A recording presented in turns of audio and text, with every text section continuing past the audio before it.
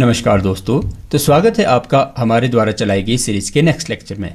आज का हमारा लेक्चर मॉडर्न इंडियन हिस्ट्री से रिलेटेड जो थर्ड लेक्चर रहने वाला है। हमारे द्वारा चलाई गई सीरीज़ आपके सभी जनरल स्टडीज़ के सब्जेक्ट, चाहे वो हिस्ट्री हो, जियोग्राफी, पॉलिटी, इकोनॉमी और स्टैटिक जीके जैसे सब्जेक्ट को कवर करती है।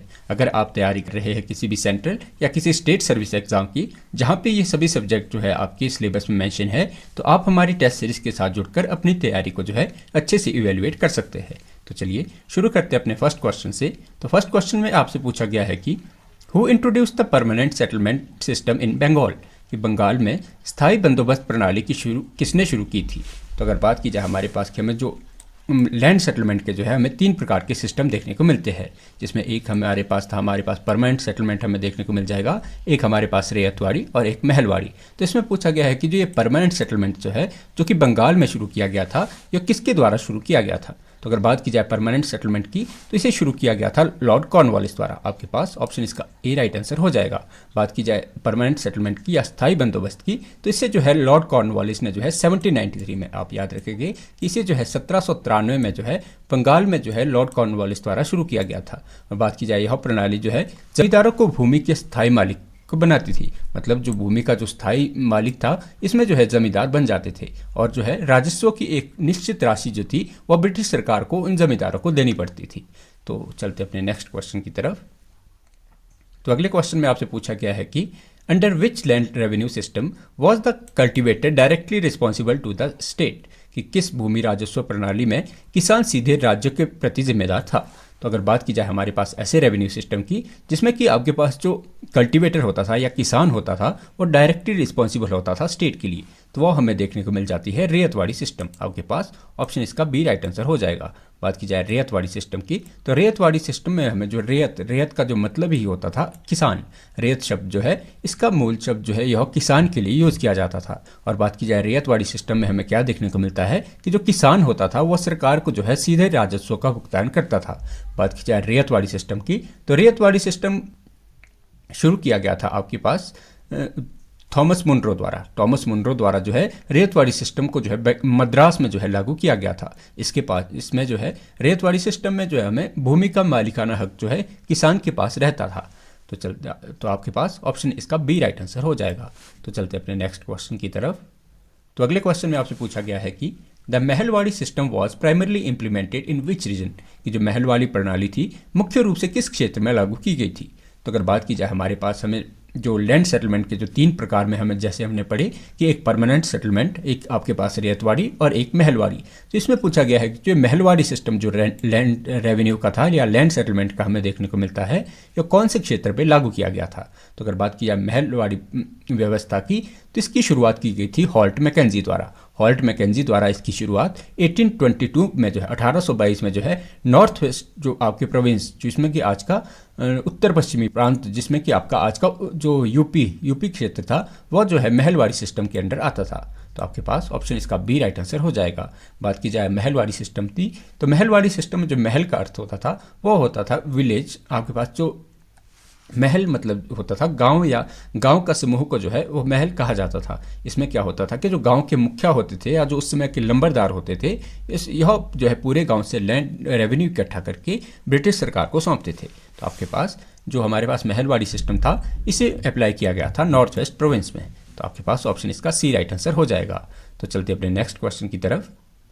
तो अगले क्वेश्चन में आपसे पूछा गया है कि which governor general is associated with the introduction of doctrine of lapse, कि किस गवर्नर जनरल ने डॉक्ट्राइन ऑफ लैप्स इसके परिचय से जुड़ा है। तो अगर बात की जाए हमारे पास ऐसे गवर्नर जनरल की जिसने कि डॉक्ट्राइन ऑफ लैप्स का जो है कॉन्सेप्ट इंडिया में लाया था, तो वह हमें देखने को मिल जाते हैं लॉर्ड डलहौजी। आपके पास ऑप्शन इसका बी राइट आंसर हो जाएगा। बात की जाए लॉर्ड डलहौजी की, तो इनका टाइम पीरियड हमें जो है 1848 से 1848 से जो हमें इनका टाइम पीरियड 1856 तक देखने को मिलता है। 1856 तक हमें इनका जो है टाइम पीरियड देखने को मिल जाता है।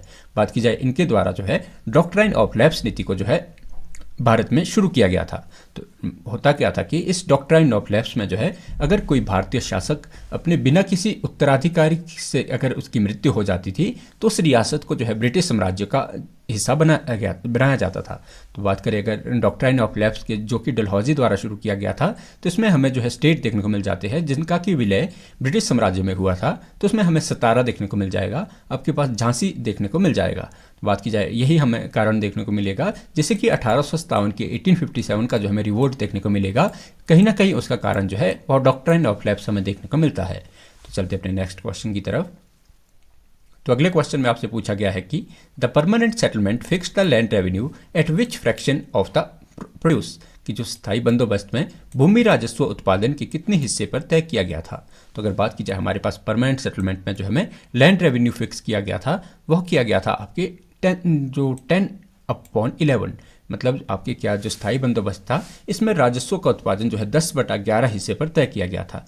10/11 जो है इसमें तय किया गया था, जिसमें जो है जो आपके जो एक पोर्शन होता था वो आपके जमींदार को जाता था। देखिए इसमें फ्रैक्शन आपको ऐसे याद रखना है कि 1/12 पार्ट जो है यह जाता था जमींदार के हिस्से में, और जो 10/11 पार्ट जो है यह जाता था आपके ब्रिटिश सरकार के हिस्से में। तो इसमें जो है दो प्रकार के आपके जो है ये सिस्टम लागू किए गए थे कि एक भाग जो है वह मिलेगा जमींदार को, और जो 10 पार्ट है वो मिलेगा आपके, वह राजस्व दिया जाता था आपके ब्रिटिश एम्पायर को।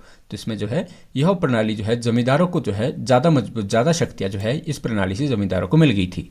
तो चलते अपने नेक्स्ट क्वेश्चन की। आपके पास इसका ऑप्शन जो है, इसका ऑप्शन हमने टिक कर लिया था कि सी जो है इसका हमारे पास राइट आंसर हो जाएगा। तो चलते अपने नेक्स्ट क्वेश्चन की तरफ।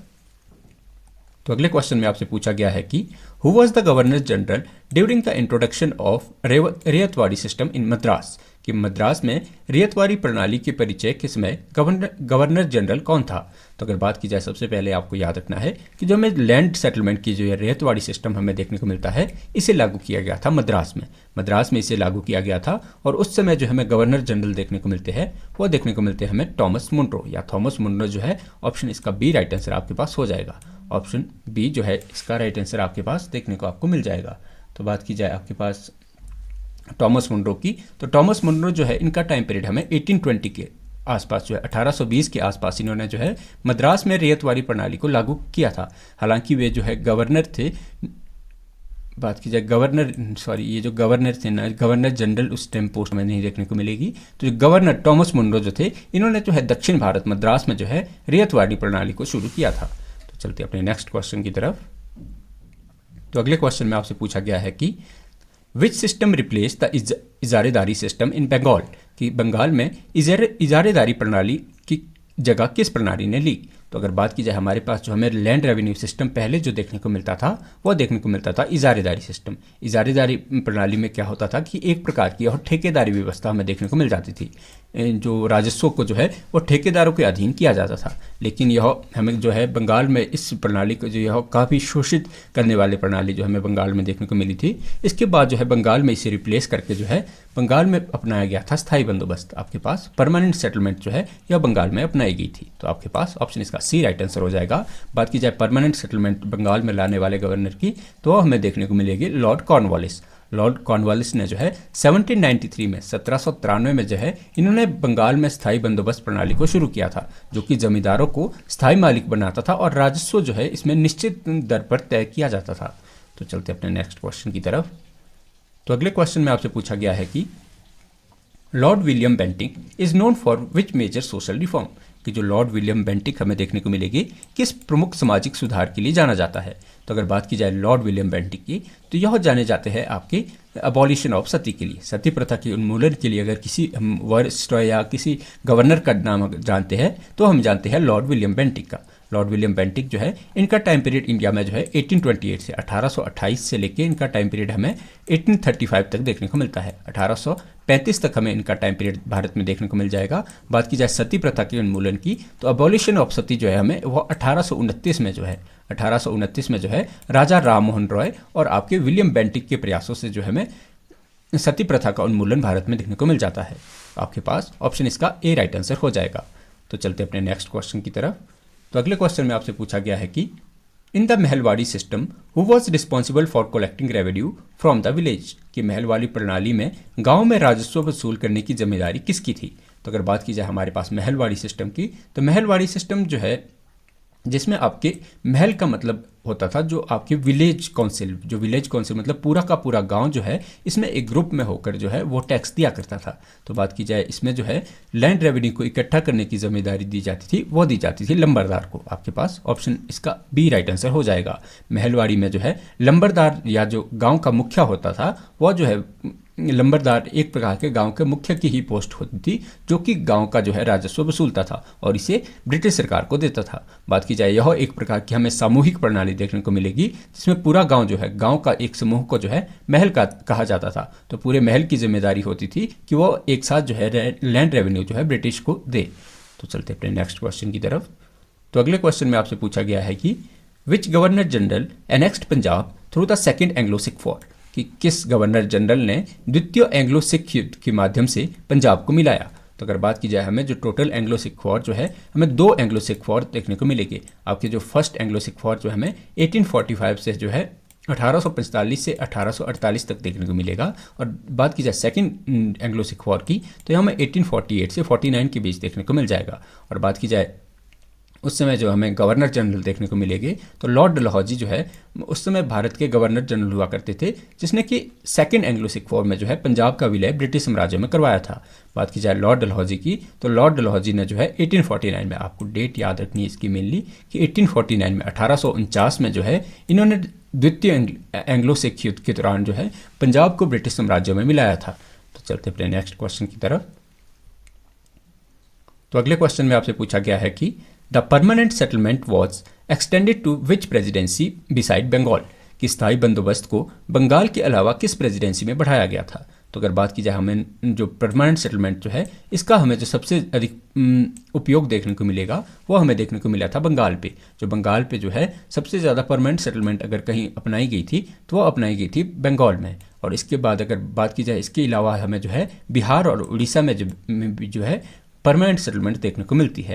तो आपके पास ऑप्शन इसका सी राइट आंसर हो जाएगा। स्थायी बंदोबस्त जो है मुख्य रूप से बंगाल, बिहार और उड़ीसा जैसे क्षेत्रों में हमें देखने को मिल जाता था, जो कि एक प्रकार का हमें जमींदारी सिस्टम का टाइप देखने को मिल जाता था। तो चलते अपने नेक्स्ट क्वेश्चन की तरफ।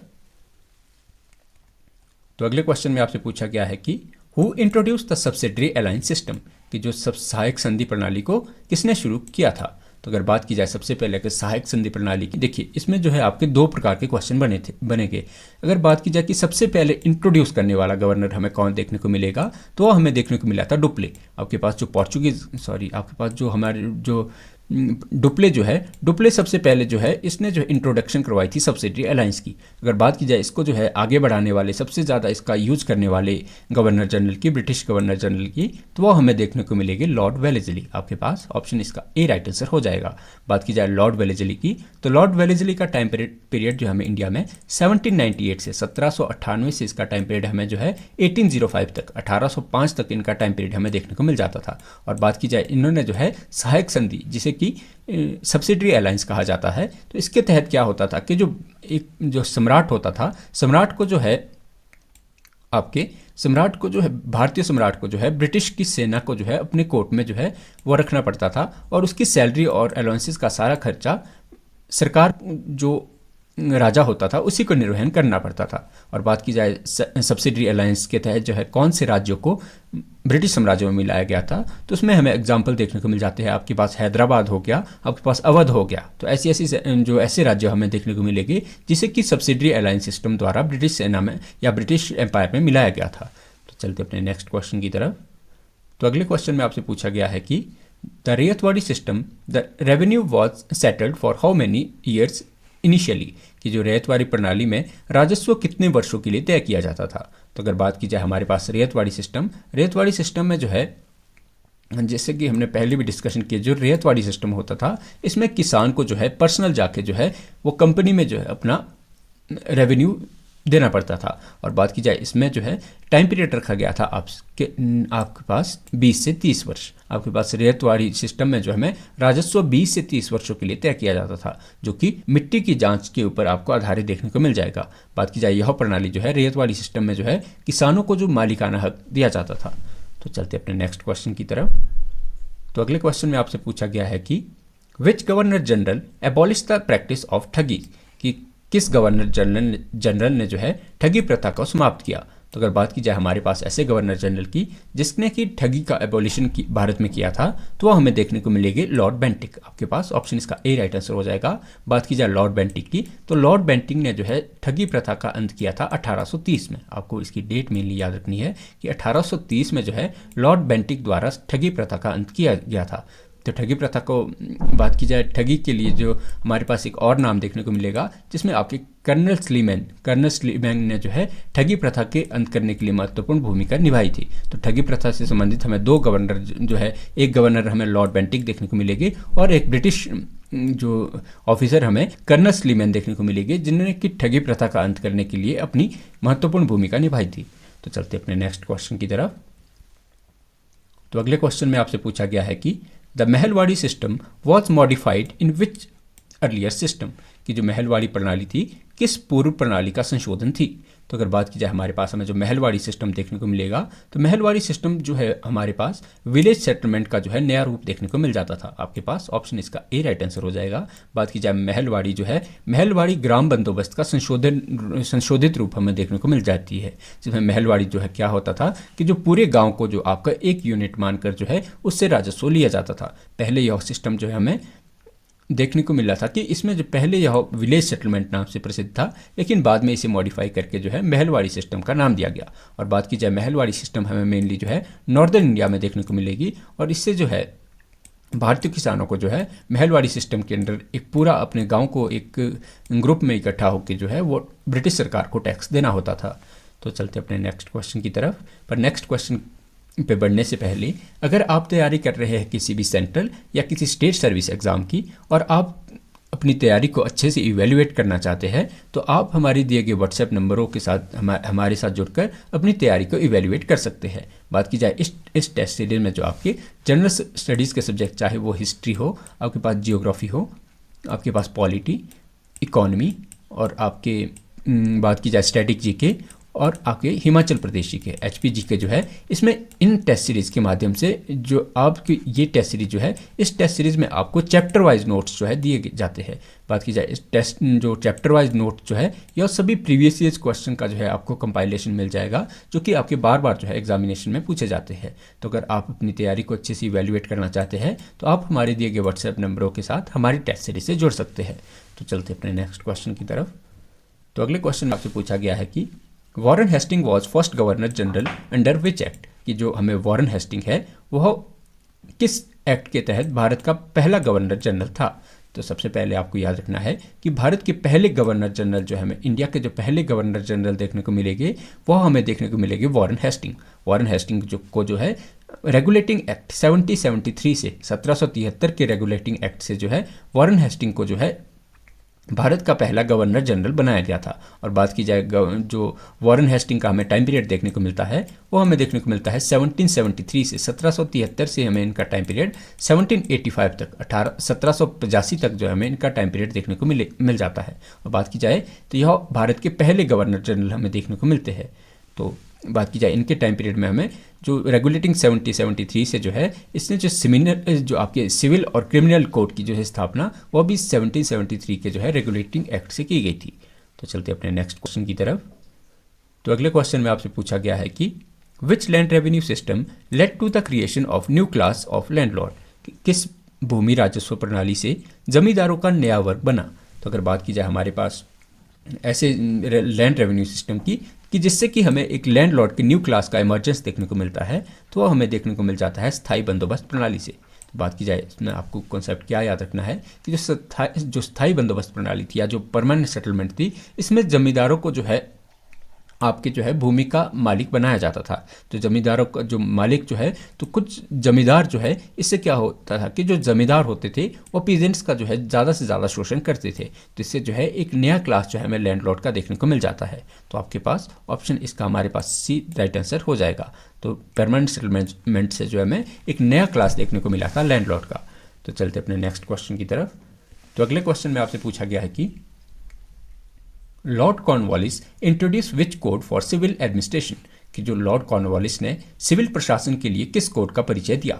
तो अगर बात की जाए लॉर्ड कॉर्नवालिस की, तो लॉर्ड कॉर्नवालिस ने जो है आपके पास कॉर्नवालिस कोड नाम से एक हमें जो है 1793 में, आपको इससे याद रखना है कि इनके द्वारा जो है 1793 में 1793 में जो है इन्होंने एक कॉर्नवालिस कोड हमें दिया था, जो कि प्रशासन को जो आपके जो प्रशासन को एक यूरोपीय पद्धति पर करने के लिए जो यह बात करता था।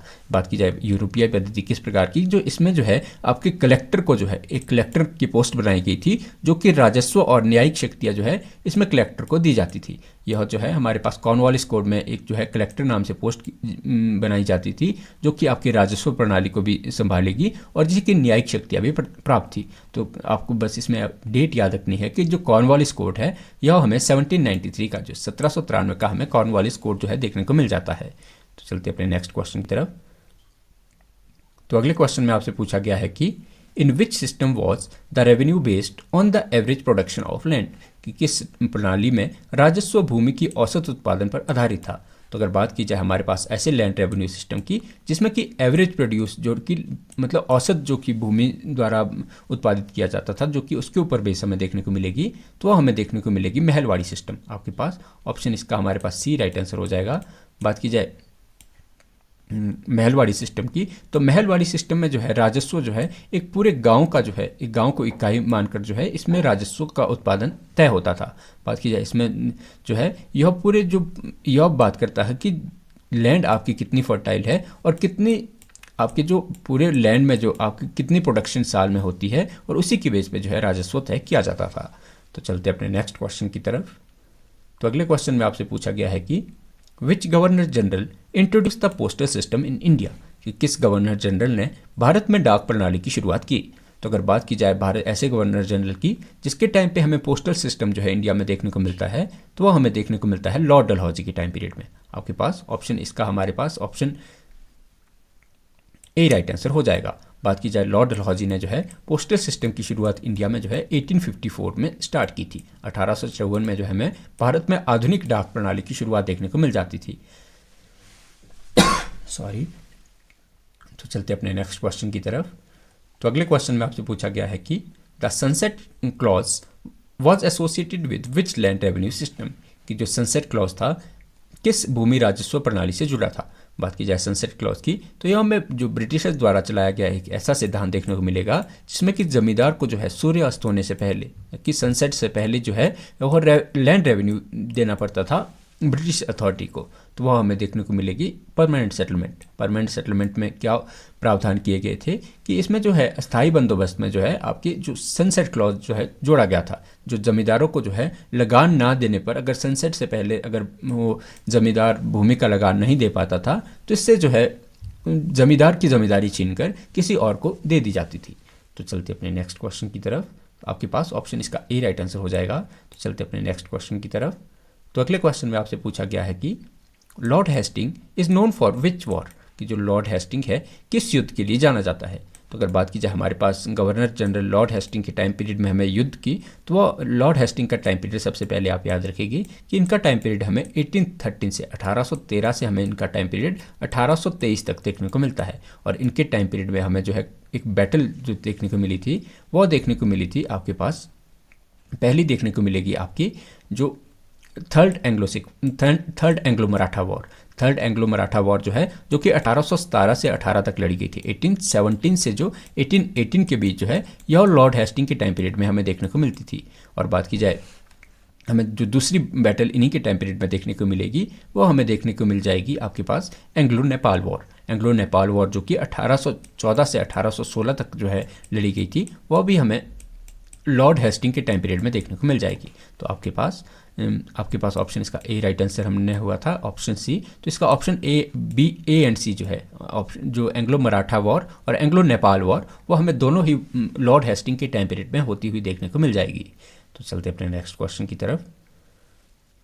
तो अगले क्वेश्चन में आपसे पूछा गया है कि which system had no intermediate between the state and cultivator, कि किस प्रणाली में राज्य और किसान के बीच कोई मध्यस्थ नहीं था। तो अगर बात की जाए हमारे पास ऐसे सेटलमेंट सिस्टम की जिसमें कि हमें कोई भी इंटरमीडिएट नहीं देखने को मिलेगा स्टेट और किसान के बीच, तो वह हमें देखने को मिल जाएगी रेतवाड़ी सिस्टम। रेतवाड़ी सिस्टम में हमने क्या पढ़ा था कि जो रेतवाड़ी सिस्टम में जो है कोई भी जमींदार या मध्यस्थ नहीं हुआ करता था। जो रेत होता था, रेत टर्म यूज की जाती थी किसान के लिए, तो इसमें किसान जो है वह डायरेक्ट जो अपना जो कर होता था वो ब्रिटिश अथॉरिटी को दिया करता था। बात की जाए रेतवाड़ी सिस्टम हमें मेनली जो है दक्षिण भारत में देखने को मिलता था, जिसमें कोई भी इंटरमीडिएटरी नहीं होता था स्टेट और कल्टीवेटर के बीच। तो आपके पास ऑप्शन इसका हमारे पास बी राइट आंसर हो जाएगा। तो चलते अपने नेक्स्ट क्वेश्चन की तरफ। तो अगले क्वेश्चन में आपसे पूछा गया है कि who was the governor general during the act of 1833। कि हमें चार्टर एक्ट जो 1833 का देखने को मिलता है, इस समय भारत का गवर्नर जनरल कौन था। तो अगर बात की जाए 1833 के चार्टर एक्ट के टाइम पीरियड में, तो 1833 के टाइम पीरियड में हमें जो है लॉर्ड बेंटिक जो है गवर्नर जनरल देखने को मिल जाएगी। गवर्नर जनरल जो है लॉर्ड बेंटिक जो है 1833 के टाइम पीरियड में हमें देखने को मिलेगी, जिसने कि जिस 1833 में क्या हुआ था कि जो कंपनी के व्यापारिक एकाधिकार समाप्त किए गए थे और गवर्नर जनरल बेंटिक के समय ही किए गए थे। और बात की जाए लॉर्ड बेंटिक जो है हमें यह भारत का पहला गवर्नर जनरल जो है देखने को मिल जाएगा। तो चलते अपने नेक्स्ट क्वेश्चन और आज ही हमारी सीरीज के लास्ट क्वेश्चन की तरफ। तो इस क्वेश्चन में आपसे पूछा गया है कि the Mahalwari system was received by home in 1833। कि जो महलवाड़ी प्रणाली को 1833 में किसने संशोधित किया। तो अगर बात की जाए हमारे पास महलवाड़ी सिस्टम को जो है रिवाइज करने वाले गवर्नर की या ब्रिटिश अथॉरिटी के ऑफिसर की, तो वह हमें देखने को मिल जाते हैं रॉबर्ट मार्टिन्सबर्ग। आपके पास ऑप्शन इसका सी राइट आंसर हो जाएगा। बात की जाए रॉबर्ट मार्टिन्सबर्ग की, तो इन्होंने 1833 में जो है महलवाड़ी सिस्टम को जो है संशोधित करके जो है इसमें राजस्व दरों को कम किया था। तो आपको महलवाड़ी सिस्टम से रिलेटेड आपको रॉबर्ट मार्टिन्सबर्ग भी आपको याद रखने हैं। तो ऑप्शन हमारे पास इसका सी राइट आंसर हो जाएगा। तो आशा करते हैं कि आज का हमारा लेक्चर आपको पसंद आया होगा। तो ऐसे ही वैल्यूएबल क्वेश्चन आंसर की डिस्कशन के लिए आप हमारे चैनल से जुड़ सकते हैं और हमारी वीडियोस को लाइक और कमेंट देके अपने वैल्यूएबल फीडबैक शेयर कर सकते हैं। बहुत बहुत धन्यवाद।